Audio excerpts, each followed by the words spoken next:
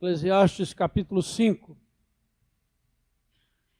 Nós vamos ler do verso 1 ao verso 7, o texto no qual se baseia a palavra que Deus tem para o seu coração nessa noite.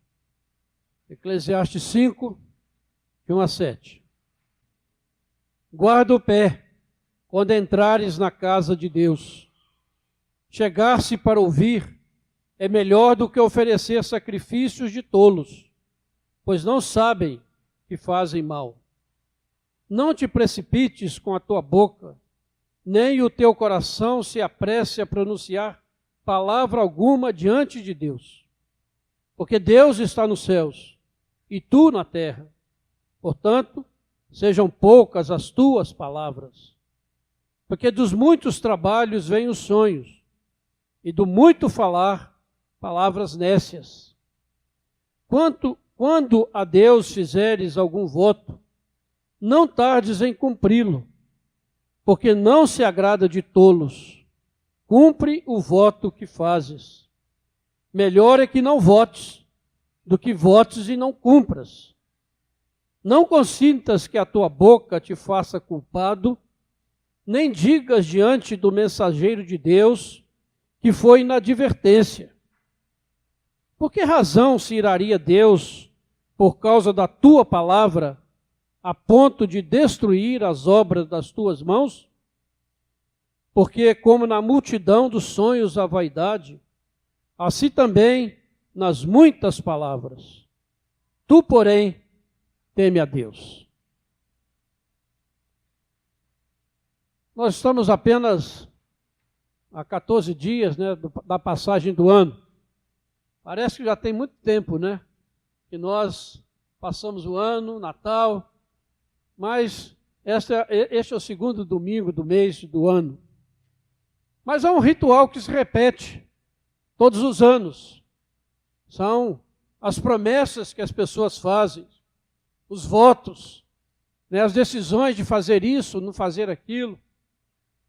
Alguns procuram gurus, procuram videntes, e alguns crentes procuram alguns profetas e profetisas para saber o que vai acontecer na sua vida nesse próximo ano.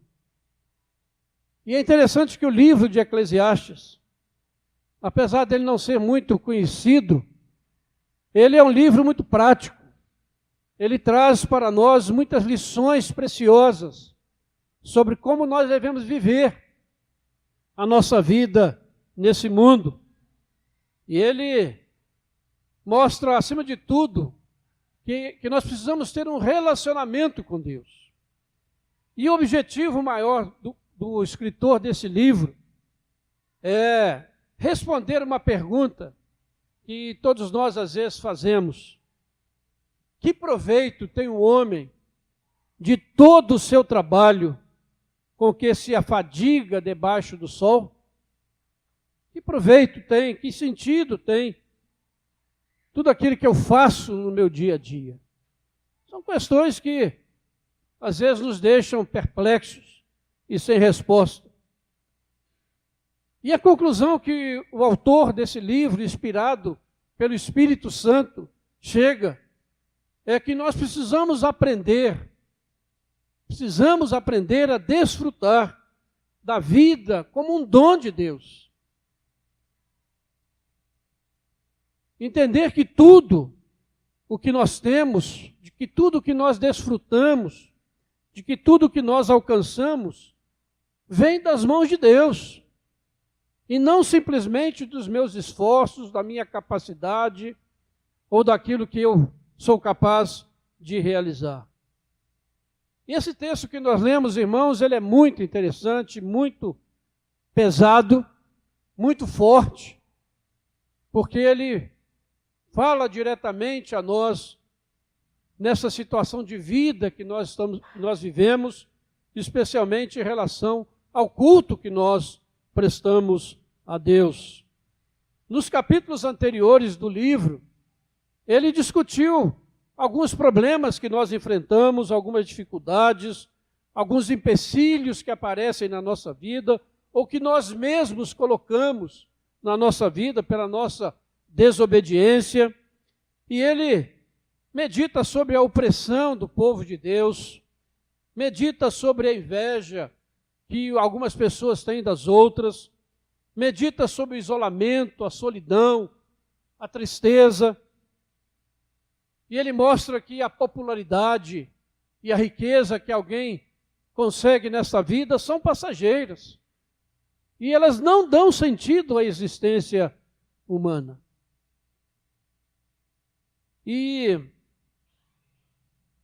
Mas o autor desse livro, ele mostra que nenhum empecilho deveria nos impedir de adorar a Deus. Que nós nunca deveríamos usar qualquer desculpa para deixar de estar na presença do nosso Deus.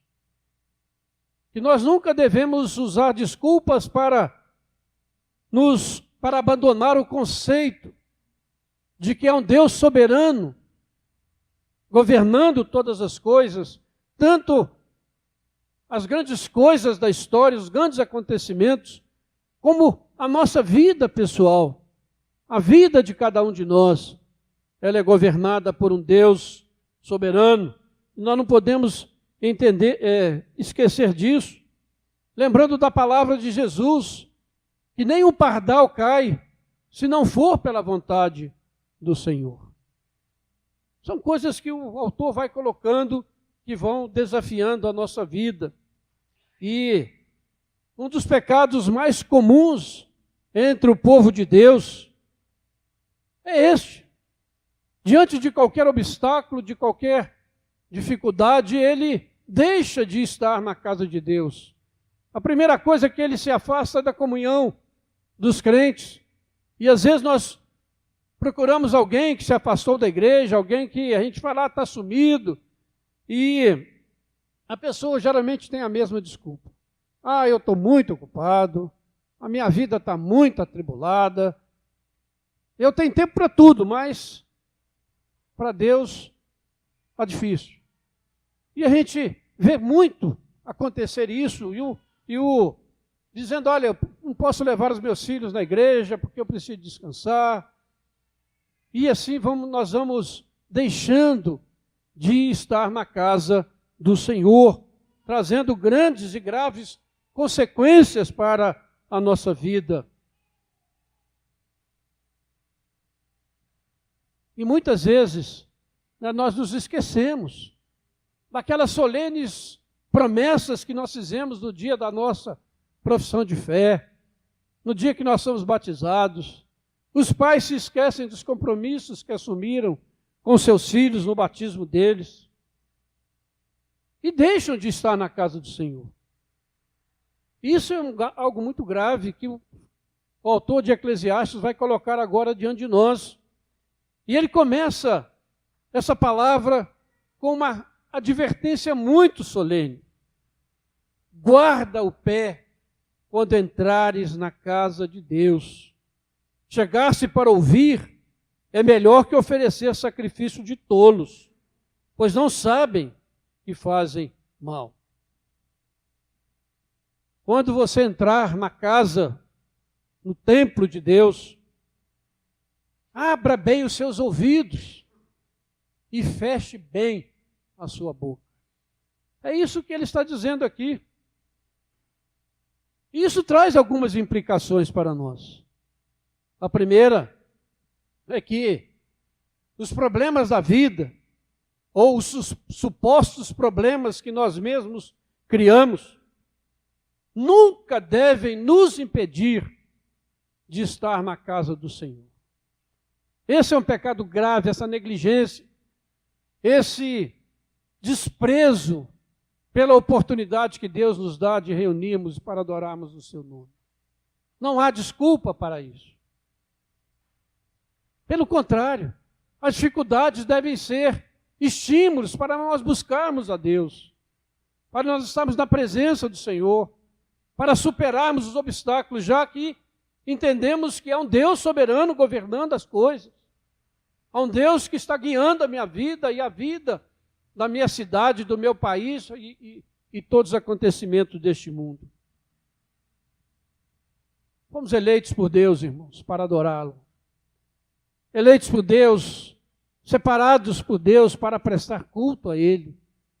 E às vezes nós não fazemos isso por causa dos nossos próprios interesses. Porque é na adoração, apesar da gente não perceber isso, porque a nossa vida espiritual está muito fraca. E muitas vezes nós não percebemos isso, mas é na adoração, é no culto que nós somos restaurados. Tanto física, como emocional, como espiritualmente. A adoração a Deus nos restaura. Porque afinal de contas você está na presença do Deus Todo-Poderoso, só pode trazer bênção para a sua vida. Restauração. Como desprezar isso? Uma segunda implicação dessa palavra que nós vemos, que não basta vir de qualquer maneira também. Temos que vir, mas temos que ouvir o que diz a palavra de Deus. Guarda o teu pé. Seja cuidadoso. Seja prudente. Seja reverente quando você entrar no templo.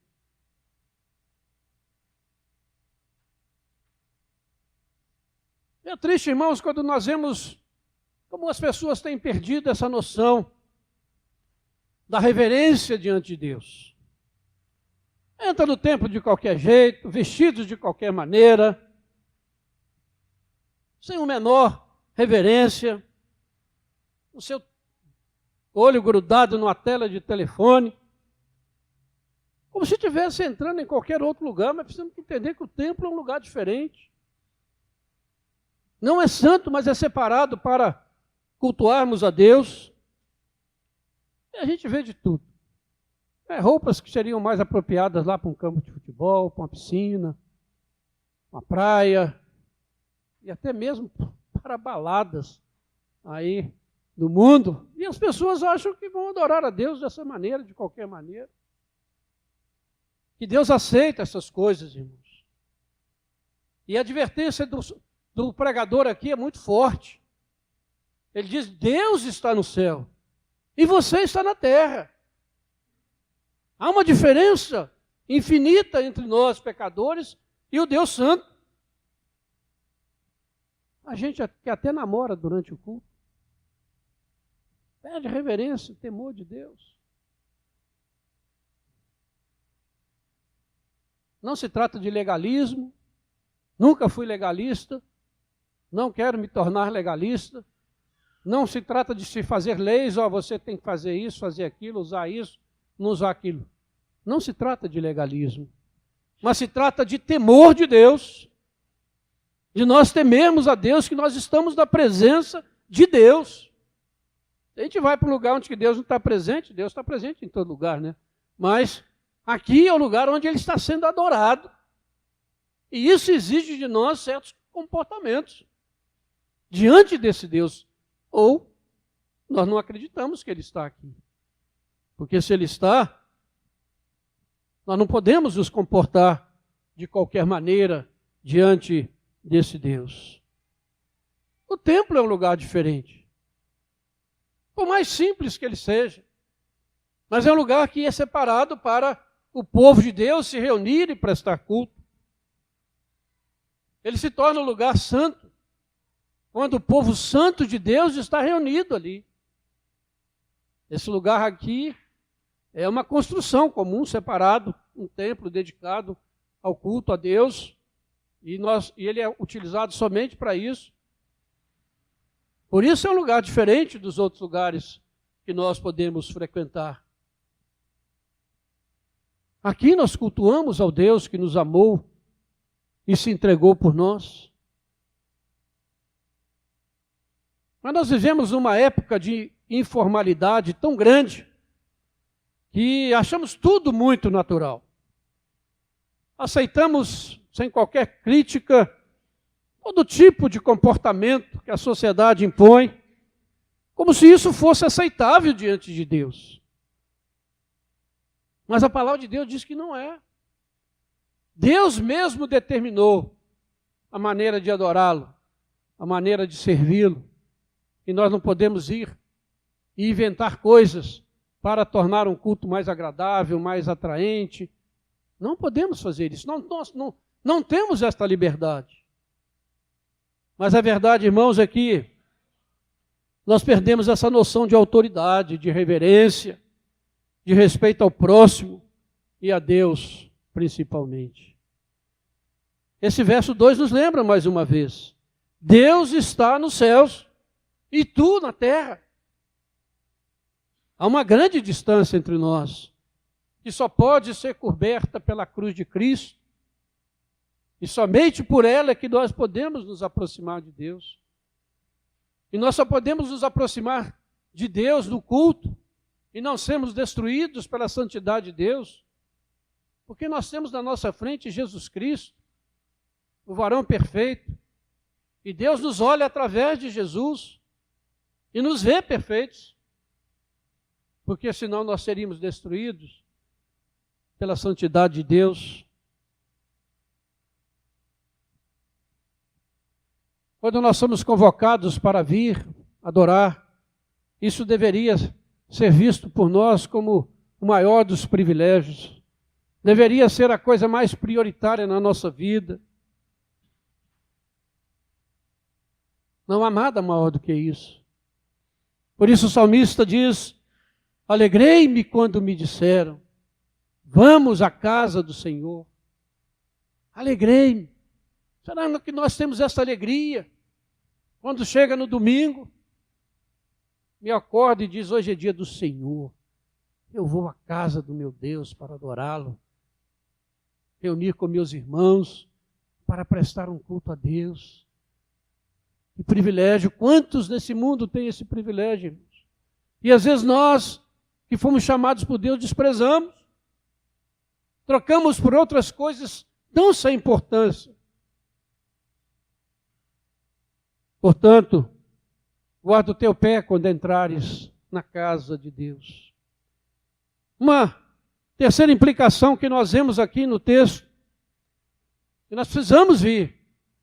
Não podemos deixar que qualquer desculpa nos afaste da casa de Deus. Não podemos vir de qualquer maneira. Mas uma terceira implicação é que você deve vir para ouvir o que Deus tem para falar com você. E não para encher os ouvidos de Deus com as suas palavras vãs. É isso que o texto está nos dizendo. Entra para ouvir. Chega-se para ouvir. Não te precipites com a tua boca, nem com o teu coração. Se apresse a pronunciar palavra alguma diante de Deus. Mas o que nós assistimos hoje? As pessoas entram na igreja e falam o tempo todo, mas não querem ouvir a palavra. Canta, canta, canta, e canta, e canta, e ora. Ora, não está errado orar e nem cantar. Mas quando nós cantamos mais do que ouvimos a palavra, tem alguma coisa errada com o nosso culto. Quando nós falamos mais a Deus do que Deus fala conosco, tem alguma coisa errada. Vamos ouvir. Entra para ouvir o que Deus tem para falar. Porque às vezes a pessoa ora muito, mas não ora para glorificar a Deus, não ora para pedir perdão. Ora para dar ordem a Deus. Ora para determinar que coisas boas aconteçam na sua vida. Ora para exigir bênção de Deus sobre a sua vida. E às vezes quando há um líder que fala alguma coisa, às vezes você encontra mais exortações sobre como ser bem-sucedido. Se você fizer algum propósito, algum sacrifício, Deus vai abençoar a sua vida. E assim vai. Mas nós precisamos lembrar, irmãos, daquela parábola de Jesus sobre o publicano e o fariseu. Se você quiser olhar aí na sua Bíblia, Lucas, capítulo 18.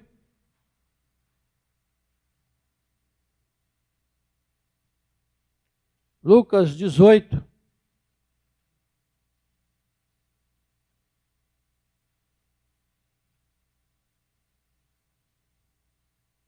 verso 9 a 14, Jesus diz o seguinte: propôs também essa parábola a alguns que confiavam em si mesmos, por se considerarem justos, e desprezavam os outros. 2 homens subiam ao templo com o propósito de orar.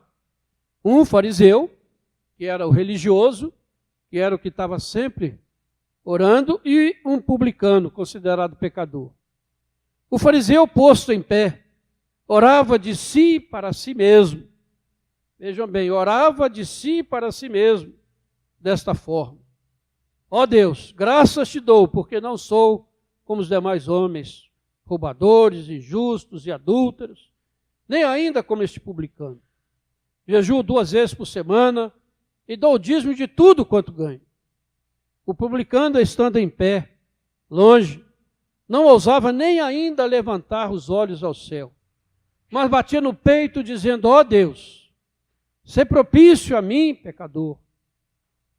Digo-vos que este desceu justificado para a sua casa, e não aquele, porque todo o que se exalta será humilhado, mas o que humilha será exaltado. Essa é a maneira correta de nós adorarmos a Deus. Entrar no templo com humildade, na dependência do Senhor, e não com arrogância, que nós temos alguma coisa a exigir de Deus. Dizer: eu quero isso, eu quero aquilo, eu exijo isso. Esse ora de si para si mesmo. A sua oração, como se diz, não passa do teto, apesar de achar que ele é muito bom. Precisamos aprender, irmãos, a ouvir o que Deus tem para nos falar. Muita gente não tem paciência para ouvir a palavra. Não tem paciência para ouvir o que Deus quer falar, mas quer que Deus ouça ele todo o tempo, toda hora. Que Deus esteja disponível para ouvir as suas orações. Nos versos 4 e 5, há uma outra advertência muito séria. Quando a Deus fizeres algum voto, não tardes em cumpri-lo, porque não se agrada de tolos. Cumpre o voto que fazes. Melhor é que não votes, do que votes e não cumpras. Como essa advertência é desprezada por muitos de nós, irmãos. Na nossa igreja nós temos um propósito, nós temos um módulo 1. Quando a pessoa se chega na igreja, se interessa pela igreja, quer conhecer mais sobre a primeira igreja presbiteriana ou sobre a igreja presbiteriana do Brasil, nós não queremos que a pessoa venha para a igreja de qualquer maneira. Nós exigimos que ele faça um módulo, nós chamamos de módulo 1, durante 5, 6 meses. Ele vai ser instruído na palavra, ele vai ser instruído nas doutrinas reformadas, ele vai aprender a palavra para que o dia que ele for recebido, ele faça isso de modo consciente. As promessas que ele fizer, cumpra. Porque nós não queremos ser culpados de ter pessoas prometendo coisas aqui e não cumprindo a Deus. Por isso, nós não ficamos correndo atrás de todo mundo para ser membro da igreja. Queremos sim pessoas comprometidas, que votam o Senhor e cumprem os seus votos. Mas é triste quando nós vemos numa festa da colheita, as pessoas são recebidas, depois de frequentar assiduamente o módulo, no domingo seguinte você já não vê aquela pessoa na igreja, não sabe por onde anda, esqueceram tudo. Isso é algo terrível, irmãos, que vem do maligno. E nós não podemos aceitar isso de maneira nenhuma. Precisamos aprender que Deus está nos céus. E a Ele nós devemos culto e adoração. E que nós estamos na terra e somos pecadores. Gálatas capítulo 6, versículo 7 nos diz: não vos enganeis, de Deus não se zomba. Pois aquilo que o homem semear, isso também colherá. E o verso 6 nos diz: não consintas que a tua boca te faça culpado, nem digas diante do mensageiro de Deus que foi na advertência. Por que razão se iraria Deus por causa da tua palavra, a ponto de destruir as obras das tuas mãos?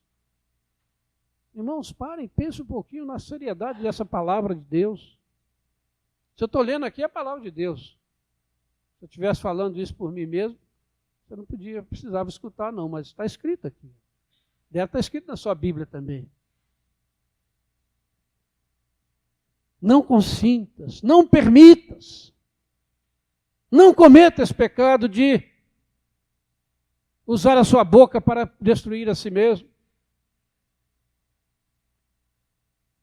E como acontece isso? Pessoas prometem as coisas a Deus, depois chegam, pastor, está acontecendo isso, aquilo e tal. Está dizendo, não venha dizer diante do mensageiro que foi na advertência que você não sabia.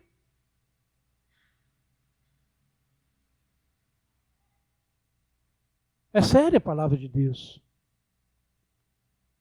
E o texto ainda vai mais, porque Deus iria destruir a sua obra, a obra das suas mãos. Porque Deus se ira com palavras. A gente acha que Deus só fica irritado quando a gente comete um pecado sério, adultério, roubo, mata. Acha que Deus fica irado. Não, Deus fica irado quando nós falamos palavras vãs, inúteis, que não edificam. Isso irrita a Deus. Sabe por quê? Porque Jesus Cristo é a palavra de Deus. E é por meio da palavra de Deus que nós somos salvos. É por meio da palavra de Deus que Deus fala ao nosso coração. Então a palavra é algo muito sério diante de Deus. Por isso ele diz, prefiro que você não prometa nada do que você prometa e não cumpra. Irmãos, essa palavra nos faz tremer diante de Deus.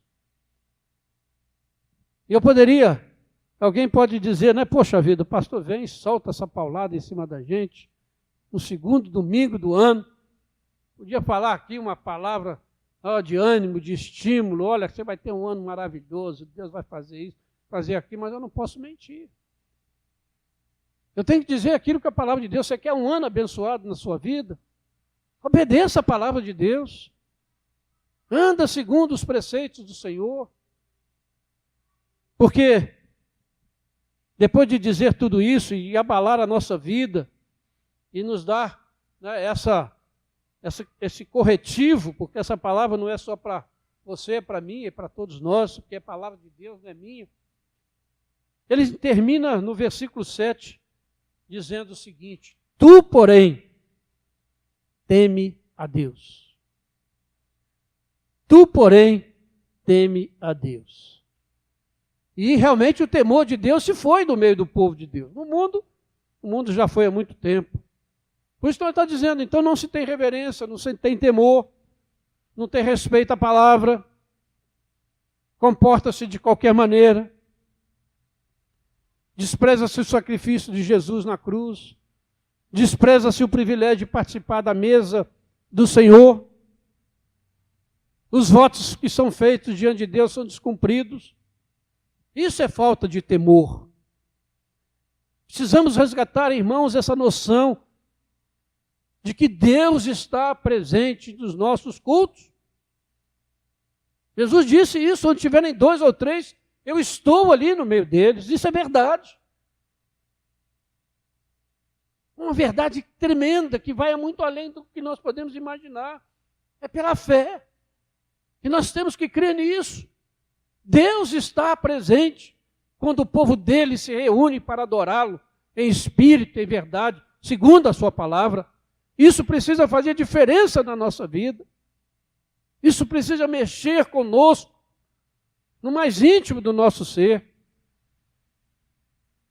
Porque não há nada maior do que isso nesse mundo, irmão. Você entrar no Santo dos Santos, que era vedado no Antigo Testamento, mas hoje está aberto pelo sangue de Jesus, e nós podemos contemplar o nosso Deus pela fé, podemos contemplar a sua majestade, a sua santidade, o seu amor. E nós não percebemos isso. O culto é diferente de tudo mais que você faz na sua vida. Por isso essa palavra no início do ano. Para que a nossa igreja adore a Deus durante esse ano. Para que a sua vida seja uma vida de adoração. E assim Deus vai cuidar de você com toda a certeza. Vai cuidar da sua vida, dos seus negócios, da sua família. Muito melhor do que você é capaz de fazer. Precisamos resgatar essa noção, irmãos. Resgatar a noção de que Deus fala conosco. Uma das doutrinas mais caras da igreja reformada é a questão da pregação. Por isso que a igreja exige que os seus pastores tenham formação, saibam preparar um sermão, preguem a palavra de Deus, porque sabemos que isso é fundamental. Somente assim a igreja pode caminhar e ser vitoriosa. Somente uma pregação fiel ao texto bíblico. E se eu estiver falando alguma coisa que está fora dessa palavra, você pode desconsiderar. Por isso você está com a sua Bíblia aberta. Agora, se eu estiver falando aquilo que está aqui, não é palavra minha, é palavra de Deus. E por isso, Eclesiastes diz, quando você entrar na casa de Deus, entra para ouvir o que Deus tem para falar para você. Não entra apenas para falar, encher os ouvidos de Deus com bobagem. Vamos cantar com sinceridade. Vamos cantar com alegria, com júbilo, mas com verdade. Vamos orar a Deus para glorificá-lo e não para pedir bênçãos apenas sobre as nossas vidas.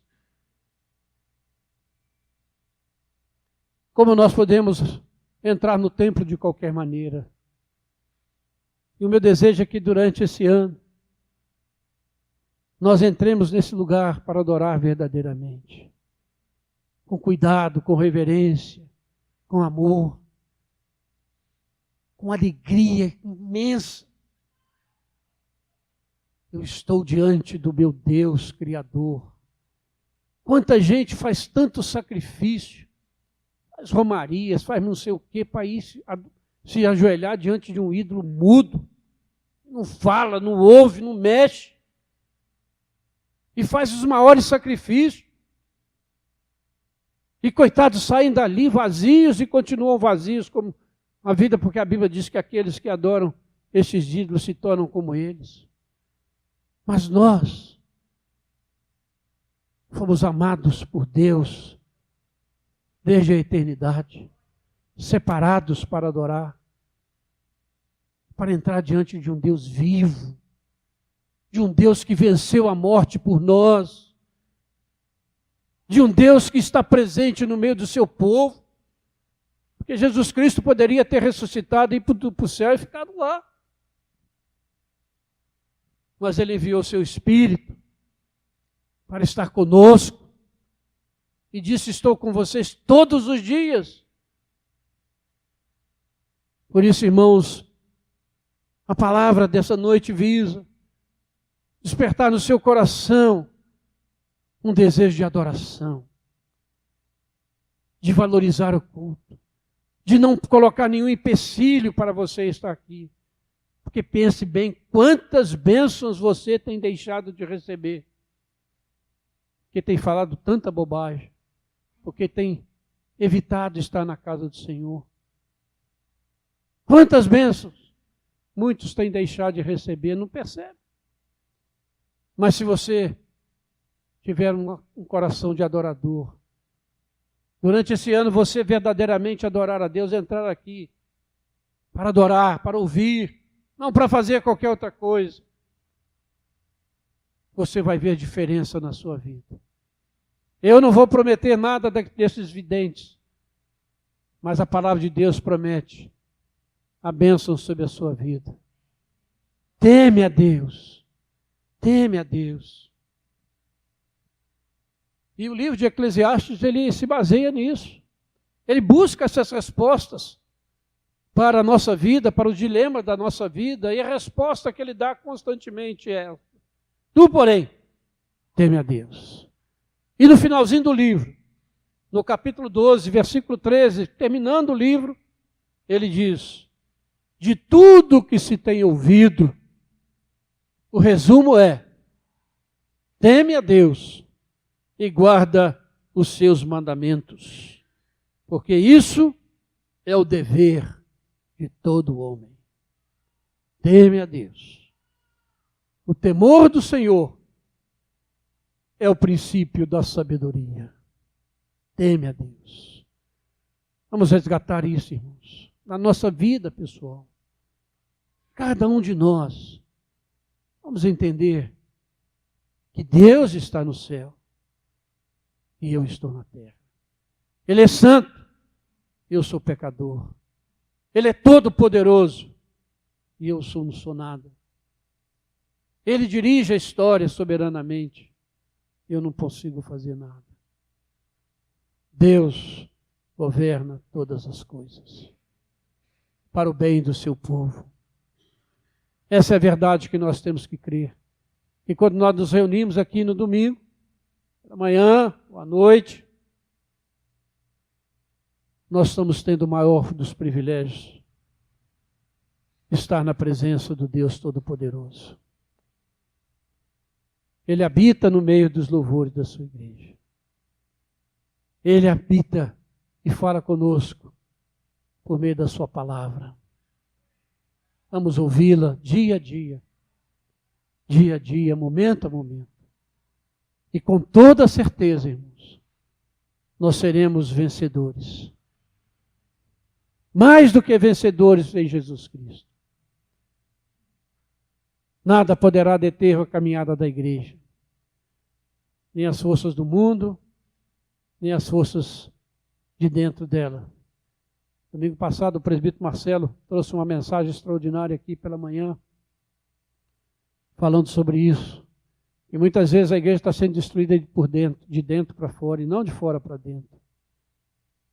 Mas que nessa noite a palavra de Deus, por mais difícil que seja, tanto para pregá-la quanto para ouvi-la, ela possa fazer diferença na nossa vida.